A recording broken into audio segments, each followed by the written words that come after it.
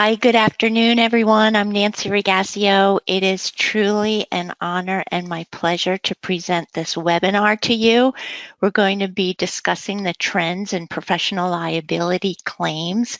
And what I've done is interviewed the managers across the United States and in Canada to identify what are claim trends against architects and engineers. And I've put together a category with 6 trending claims, and we'll talk about them now. I'm Nancy Rigasio. I'm employed by AXA XL. I handle claims against architects and engineers and look for coverage under the professional liability policy of insurance. Despite a year into the pandemic, we are seeing consistent reporting of claims. The first category is residential projects. This involves renovations and new construction.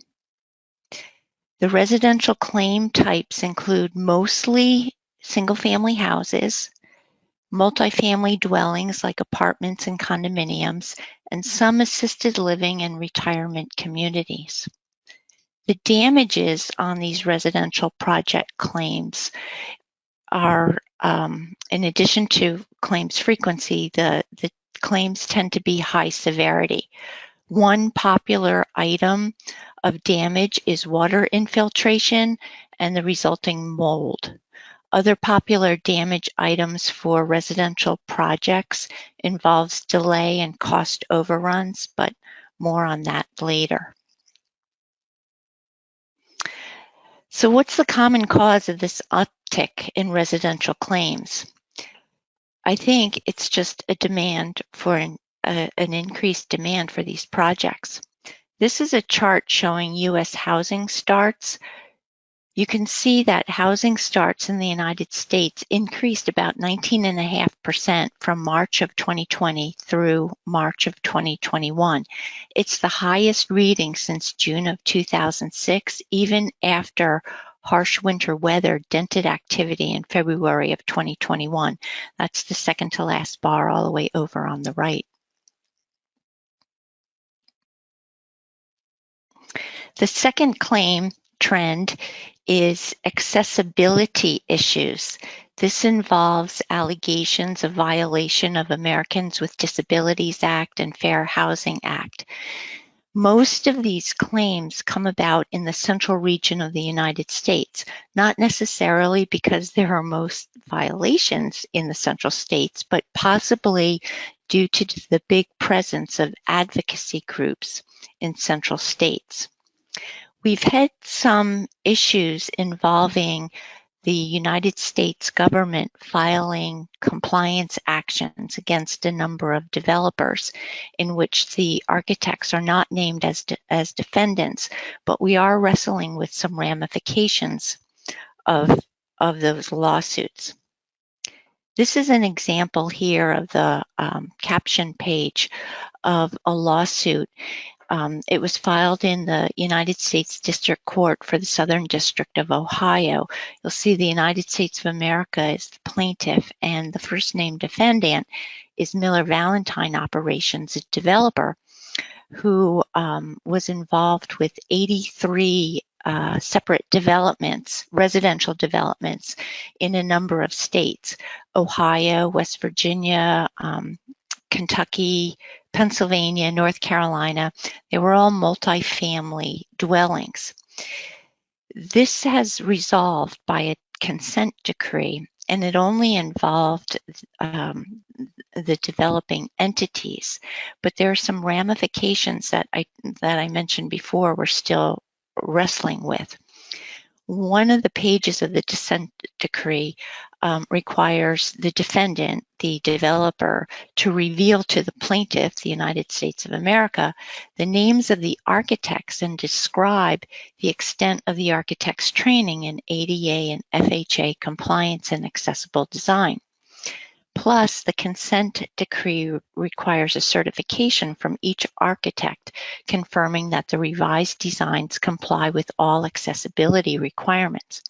So there are a lot of issues to contend with here. First of all, how, as the architect, would you respond to that certification when maybe you haven't even visited the site in many years and maybe had no input in the revised designs? How do you interact with the developer to assist the developer in complying with the consent decree? And do you do anything at all? Most of the answers here depend on your relationship with the developer at issue, how long it's been since you've been to the site, and what the scope of your original services were. Maybe you didn't have anything to do with the revised design, and maybe you can't even comment on it. But the takeaway for this, if you are involved with a request for a certification or the training information, the takeaway is preserve your project file. You want to make sure that your project file involved in these lawsuits are exempt from automatic destruction, and you want to notify your consultants whom you've hired on these projects so that your consultants maintain their project file too, because it could very well be that after the developer resolves entirely its action with the United States government, the developer might pursue some kind of contribution action or indemnification if there is a contractual indemnification in the party's contract. The third category is going to be delay. Delay claims involve all project types. These are initiated by contractors alleging contract extras and delay due to the virus. The alleged damages consist of extra costs to comply with executive orders from on-site construction, delay in procuring equipment due to supply chain interruptions, and sequencing problems. While material shortages and labor inefficiency are familiar challenges even in the best of times, the pandemic made us see these challenges at unprecedented levels in scope and in duration. The delay claims that we're seeing are asserted directly against design professionals who are performing construction management services, and they're also coming about as pass-through claims by the owners. The fourth category of claim trends I call clash coordination. These are scheduled delays due to trade contractors' inability to identify clashes and coordinate systems after proposed substitution or value engineering decision. The damages in these clash coordination claims consist of rework. For example, the MEP systems don't fit after the developer or the contractor decided to decrease the height of the ceilings to save some money, and also project delay.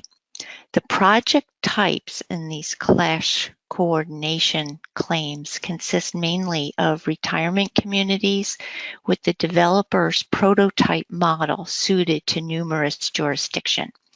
In these cases, the architect does not have complete design and construction phase services. Usually the developer delegates to the contractor to undertake a lot of the design in-house to suit the particular prototype to the site in the jurisdiction. Well, the architects who are involved in these clash coordination claim trends report hearing complaints originating from the trade contractors constantly asking the architect for revised drawings to build the revised engineering systems. The architects who report hearing these complaints call the inexperienced builders CAD monkeys, and they say that these folks don't understand system coordination because of insufficient experience in the field, and they can't seem to resolve the conflicts on their own. So there's some takeaways if you're ever presented with these clash coordination situations. What you want to do is immediately alert the owner to the problem. Don't wait until the contractor makes a demand against the developer for delay and cost overruns. What you want to do is remind the owner, as soon as you have an inkling of what's happening here, to remind the owner that issuing revised drawings is not within your scope of basic services. So then this will give you an opportunity to propose to the owner hourly rates to perform additional services or supplemental services for the designer's clash detection efforts. Then you also want to document in your field notes during your construction observation visits to confirm that your field notes contain extensive detail about the coordination concerns, so that if a claim does come along after the project is completed, you will have contemporaneously made notes in your visits to observe construction, and you'll be able to support your defense with those contemporaneously made notes.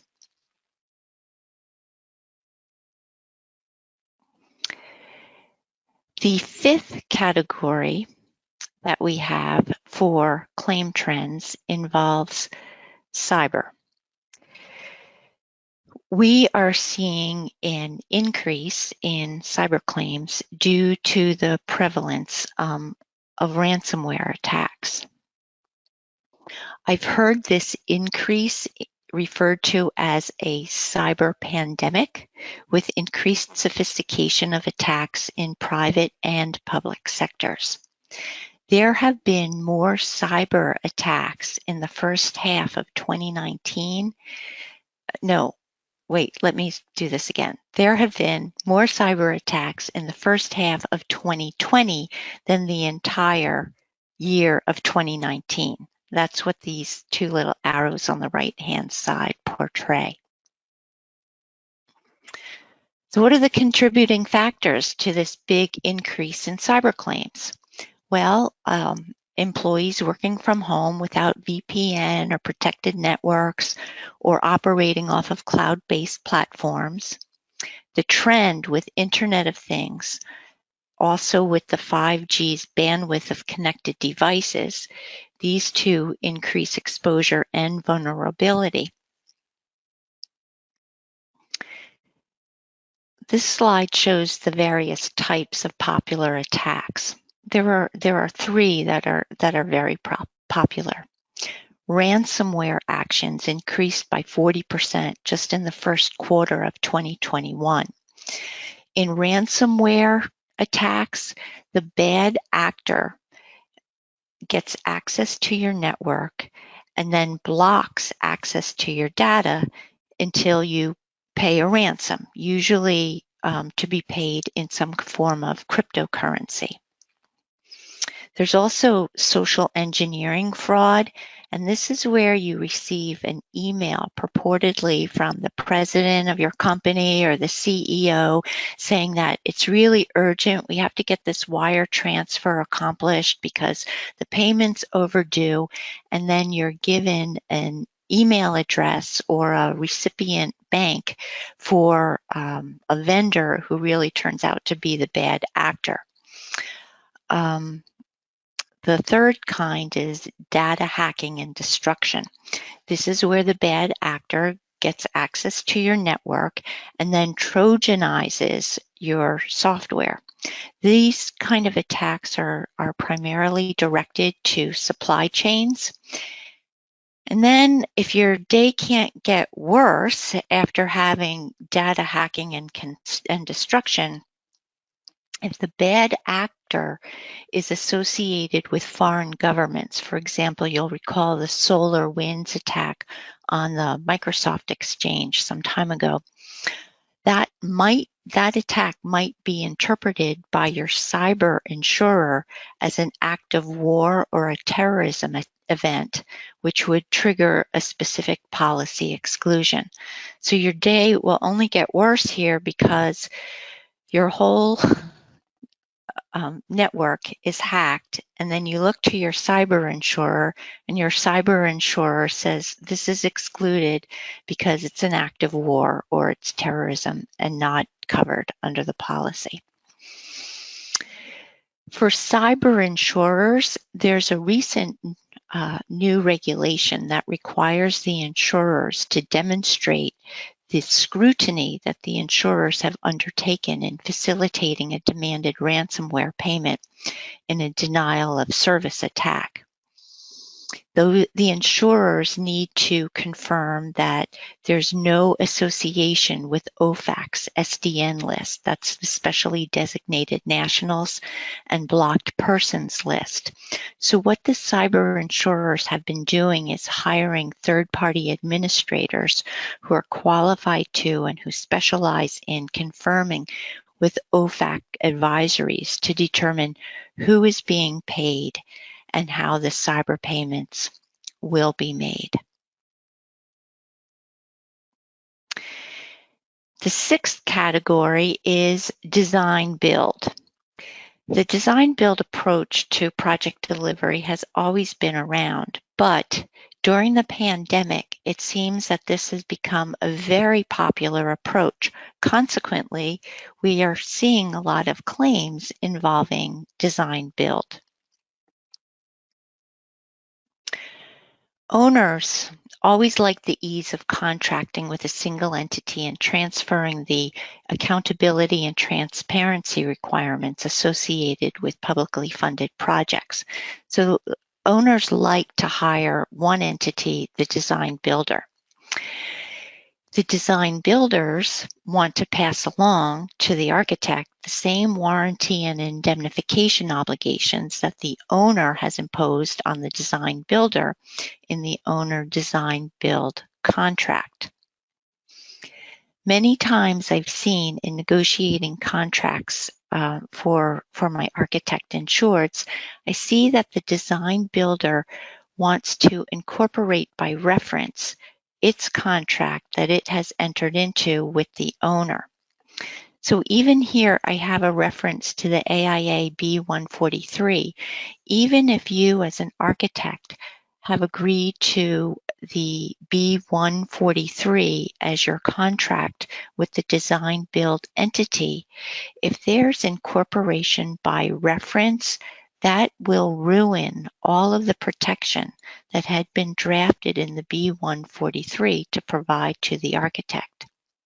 When the design builder incorporates by reference in its agreement with the architect the contract that the design builder had entered into with the owner, there's usually something that says in the incorporation by reference clause that if there are conflicting terms, the more stringent one applies. So that means that the beneficial contract clauses you have with regard to standard of care and possibly liquidated damages, consequential damages, ownership of your instruments of service, those will be pretty much eliminated or very much watered down if you have that incorporation by reference. Let me give you a few examples here. Okay, standard of care. The reference in the professional services agreement to the prime agreement will totally change your standard of care. So even if you have something like I have here, the excerpt of 2.2, which is a good description of the standard of care that appears in the B143, even if you have that or something very similar to it in your agreement with the design build entity, if there's incorporation by reference, you will have some inconsistent definitions, and of course, the more stringent one will apply. For example, in the design build contract, with the owner. The design builder might have a standard of care that involves trust, good faith, fair dealing. It pretty much sounds like a fiduciary standard that's being imposed on the design build entity, and that's the highest standard. It's higher than the standard of care that applies to design professionals under the law. Sometimes in the design build agreement with the owner, the design builder will be faced with a requirement to perform in an economical and timely manner, including consideration of design modifications and alternative materials or equipment, and you'll have to complete the work within the GMP. That sounds something like what a construction contractor might be saddled with, and not the architect. So be careful about the incorporation by reference. You really need to have separate standards and separate obligations in the various contracts. The guarantees that appear in the design builder's agreement with the owner shouldn't belong to the standard of care that appears in the owner in the design builder architect agreement. Liquidated damages. Do you all know what these are?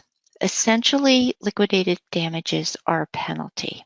Even though some design build contracts really go on a stretch to explain how the owner can't possibly calculate the delay damages because it's so complicated, and this is supposed to be a shortcut where the owner's entitled to X dollars a day for delay. Some contracts even go on to say that these liquidated damages are not a penalty, but essentially they are. And you have to be really mindful when dealing with liquidated damage clauses, because your professional liability policy of insurance specifically excludes penalties as a component of damages. So liquidated damages arguably are a penalty, and if they're not a penalty, then they are a shortcut in eliminating the proof of the proximate causation element and the element of damages. So anyway, the design builder wants to delegate this penalty to the design professional in the design builder architect agreement. So just be careful, because delay caused by the design professional's negligence may be covered by the professional liability policy, but penalties like the LDs are specifically excluded. All right, you're pretty familiar in the AIA documents with the mutual waivers of consequential damages. That is all good. You want that. But what I've seen in this trend with design build claims, design builders are providing a mutual waiver of consequential damages, but then adding a carve out if the consequential damages are not covered by insurance. So typically, consequential damages are covered under your professional liability policy of insurance. But for the contractor's insurance policies, consequential damages probably are not covered.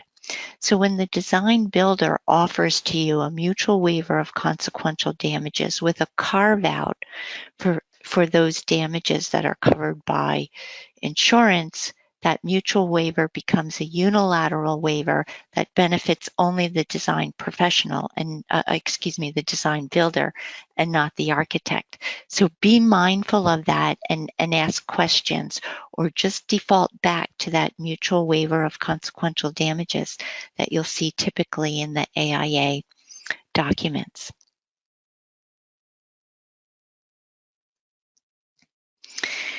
And then the indemnification. This becomes really difficult if the design builder is incorporating by reference the indemnification that appears in the design builder's contract with the owner. those indemnification clauses typically impose a defense obligation. They include all sorts of folks as indemnities: the owner, the lenders, tenants, the concessionaires, and they require only a loose causal connection between damages and then the actions that allegedly have caused the damages. So what you want to do is make sure that the indemnification in your agreement with the design builder, it has a tight causal connection, meaning proximate causation, between your negligence and the damages. And you have to limit the indemnified party with only the entity you're contracting with. And in this case, it would be the design builder. If folks like the lender, the concessionaire, the tenants, the city, whomever, if they think that the architect's actions have caused them harm, they can pursue a negligence-based action. They don't need the benefit of a contractual indemnification. And finally, ownership of documents. I noticed that design builders tend to be very generous in giving away the architect's ownership interests and copyrights. It's important to be able to get a look at the proposed design build agreement between the design builder and the owner to make sure that the owner is not expecting to receive all of the rights to your instruments of service. You have some options here. You want to persuade the design builder to change the ownership rights in the prime agreement because the owner doesn't really understand what it is getting. You can make a carve out for the architect's instruments of service. You can offer to grant the owner an irrevocable license to use your instruments of service. And then don't forget to add an indemnification for damages caused by the owner's or the design builder's modifications to your documents. But you want to keep your ownership and your copyrights to your instruments of service. Sometimes you'll see, and just one more point, works made for hire. That should never appear in a professional services agreement, and you want to delete that. What works made for hire means, it applies mostly like if you were a scientist working at, say, DuPont. Any invention, any patent that you invent immediately transfers to DuPont. That's the works made for hire. So that is totally inappropriate, but I see that occasionally where design builders or even owners are trying to pass that along to the architect. And so make sure you delete that. Let's see, I think we have a few minutes left for questions. Let me open up the feature, the questions feature. I'm not seeing any questions. Let me just check in the chat.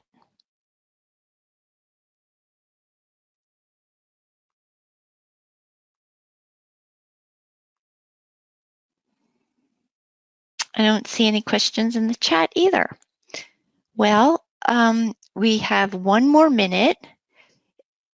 If anyone cares to ask a question, please type it into the questions section, or you can contact me if you want to have a question and have me answer it offline. But that's it. We're at 30 minutes. That sure went fast. So I hope you all enjoyed claim trends and more importantly, the takeaway.